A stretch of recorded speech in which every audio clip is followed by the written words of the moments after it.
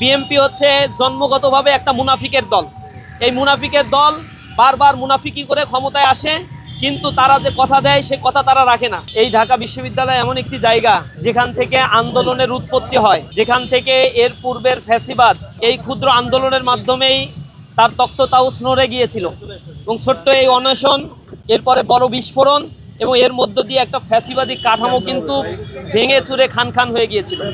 সেই শাহবাগের পাশে এই রাজু চত্বরে আমাদের যে সকল ভাইয়েরা আজকে অনশনে বসেছে, ইসলামী ছাত্র শিবিরের পক্ষ থেকে এই অনশনের সাথে সম্পূর্ণ একাত্মতা আমরা পোষণ করছি। বিএনপি হচ্ছে জন্মগতভাবে একটা মুনাফিকের দল। এই মুনাফিকের দল বারবার মুনাফিকি করে ক্ষমতায় আসে, কিন্তু তারা যে কথা দেয় সে কথা তারা রাখে না। এর আগে আপনারা দেখেছেন 96 সালে তারা যখন তত্ত্বাবধায়ক সরকারের কথা বলেছিল, কিন্তু তত্ত্বাবধায়ক সরকারের বেনিফিশিয়ারি হয়ে ক্ষমতায় এসে সেই তত্ত্বাবধায়ক সরকার না দিয়ে একচেটিয়া দলীয় অধীনে নির্বাচন দিয়েছিল। 18 দিনও তারা পরবর্তীতে টিকতে পারে নাই। তত্ত্বাবধায়ক সরকারের অধীনে নির্বাচন দিয়ে তাদের লেজ গুটিয়ে পালিয়ে যেতে হয়েছিল। সেই বিএনপি যখন নির্বাচনের আগে তারা গণভোটের কথা বলেছিল, গণভোটে হ্যাঁ রায়ের পক্ষে তাদের চেয়ারপারসন ক্যাম্পেইন করেছে, কিন্তু এই হ্যাঁ ভোটের রায় এখন বাস্তবায়নের ক্ষেত্রে তাদের গড়িমসি সংসদের অধিবেশনে নির্ধারিত 3 মাসের সময়সীমা ইতিমধ্যেই অতিবাহিত হয়েছে, কিন্তু তারা এতে কর্ণপাত করছে না। কালার এক্সপার্ট, জর্জ স্যাপ এবং মাইল্ড অন হ্যান্ডস টেকনোলজি সমৃদ্ধ অরিক্স ক্রিস্টাল ওয়াশ আপনার লন্ড্রি এক্সপার্ট। এই দলটা তাদের এই নেফাকি চরিত্রের কারণেই এই বাংলাদেশের মানুষের কাছে একদিন ধরা খাবে অথবা ধ্বংস হবে। আপনারা জানেন যে এই দলের উৎপত্তি হয়েছে এই গণভোটের মাধ্যমে। জিয়াউর রহমান যখন ক্ষমতায় এসেছিল তখন সেনা শাসন চলছিল। এই সেনা শাসন এবং জিয়াউর রহমানের শাসনের বৈধতার জন্যই তখন তিনি গণভোট দিয়েছিলেন। সেই গণভোটে জিয়াউর রহমান নীতি আদর্শের প্রতি যারা একমত তাদেরকে হ্যাঁ ভোট দেওয়ার জন্য বলা হয়েছিল। বাংলাদেশের তৎকালীন সময় অধিকাংশ মানুষই ছিল অর্ধশিক্ষিত অথবা অশিক্ষিত বা দারিদ্র সীমার নিচে বসবাসকারী মানুষ। এই মানুষগুলো জিয়াউর রহমানের নীতি আর আদর্শ কি এগুলো পইরে তাকে গণভোট দেয় নাই, কিন্তু জিয়াউর রহমানের পক্ষে তারা রায় দিয়েছিল, তার শাসনের বৈধতা দিয়েছিল। তার পরবর্তীতে এই দলটি এই জিয়াউর রহমানের হাতেই বিএনপির গঠন হয়েছে।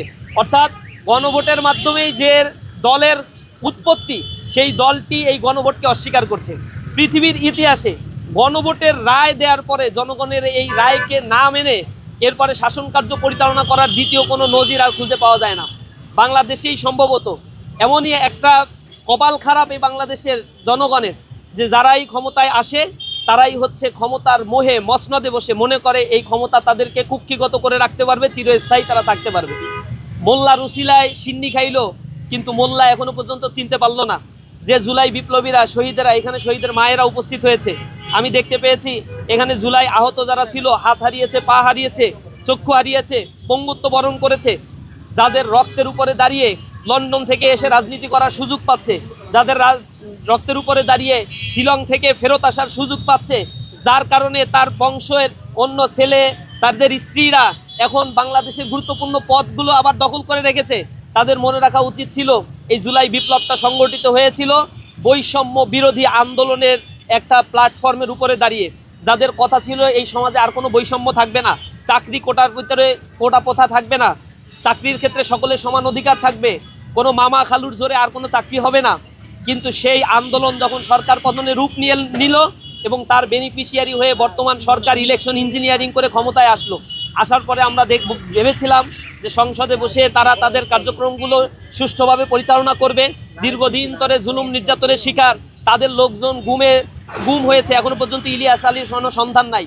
অসংখ্য মানুষ গুমের শিকার হয়ে আর তারা বাড়িতে ফেরে নাই, কিন্তু সেই গুম অধ্যাদেশ তারা বাতিল করেছে। গুম প্রতিরোধ ও প্রতিকার অধ্যাদেশ যেটা, সেই অধ্যাদেশ তারা সংসদে উত্থাপন করে নাই। সেই অধ্যাদেশটি নিয়ে তারা কোনো কথা বলে না। তারা মানবাধিকার কমিশন অধ্যাদেশ নিয়ে তাদের অবস্থা হচ্ছে তারা এটাকে উত্থাপন করছে না, তারা এটাকে বাতিল করতে চায়। গণভোটের অধ্যাদেশ বাতিল করতে চায়। স্বাধীন বিচার বিভাগ তারা চায় না, অথচ এই বিচার বিভাগের মাধ্যমেই তাদের অসংখ্য নেতাকর্মীকে জুডিশিয়াল কিলিং করা হয়েছিল। কিন্তু বিএনপি হচ্ছে কারো কাছে মুসলেখা দিয়ে তারা হচ্ছে এই ক্ষমতায় বর্তমানে বসেছে। আমরা দেখতে পাচ্ছি সংসদে দাঁড়িয়ে প্রধানমন্ত্রী কোনো কথাবার্তা বলে না, আরেকজন ডিফ্যাক্টো প্রধানমন্ত্রী হয়েছে। আমি আবার দেখলাম যে উইকিপিডিয়াতে ওই ডিফ্যাক্টো প্রধানমন্ত্রীর নামের পাশেই বাংলাদেশের প্রধানমন্ত্রী নাকি লেখা ছিল, এটা আবার পরে সংশোধন করা হয়েছে। দেশের জনগণও এইগুলা দেখে হতবাক হয়ে গিয়েছে। দেশের রাষ্ট্রপ্রধানের কাছে যার উপরে আস্থা রেখে, যিনি দীর্ঘদিন জুলুম নির্যাতনের শিকার হয়ে মানে দেশের বাইরে অবস্থান করেছিলেন, জনগণ চেয়েছিল তিনি মানুষের কণ্ঠস্বর হয়ে উঠবেন, কিন্তু সে আজ সকল প্রকার জুলুমের একটা আবাসন সেন্টার তৈরি করেছেন। সংসদে দাঁড়িয়ে তারা যেভাবে কথাবার্তা বলে, আওয়ামী লীগের যেভাবে পুনর্বাসন করছে, যেভাবে আওয়ামী লীগের অফিস আদালত খুলে দেওয়া হচ্ছে, তারা ক্ষমতায় আসার সাথে সাথে ইন্টারন্যাশনাল ক্রাইমস ট্রাইব্যুনাল যেটা গঠন করা হয়েছে, যেখানে স্বচ্ছ বিচার প্রক্রিয়ায় ফ্যাসিবাদী হাসিনাকে ফাঁসি দেওয়া হয়েছে, সেই রায়গুলো নাকি আবার পুনর্বিবেচনা করা হবে কোনো কারণ ছাড়াই। এইখানে যিনি চিফ প্রসিকিউটর ছিলেন তাকে সেখান থেকে অপসারণ করা হয়েছে। বিশ্ববিদ্যালয়গুলোতে তাদের দলীয় লোক নিয়োগ দেওয়া হয়েছে। কি কারণে নিয়োগ দেওয়া হয়েছে, কেন আগের ভিসিকে অপসারণ করা হলো, তার কোনো জবাব জনগণের কাছে তারা দেয় নাই। এরা একই রাস্তায় হাঁটছে যে রাস্তায় ফ্যাসিবাদ আওয়ামী লীগ হেঁটে গিয়েছে।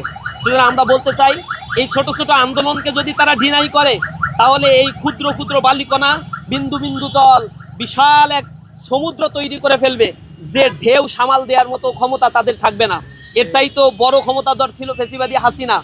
এর আগেও সেনা শাসনের উপরে ভর করে স্বৈর শাসন প্রতিষ্ঠিত হয়েছিল এই বাংলাদেশে, কিন্তু জনগণ যখন দাঁড়িয়ে থাকে সকল প্রকার স্বৈর শাসন, ফ্যাসিবাদী এবং জুলুমতন্ত্রের অবসান ঘটে।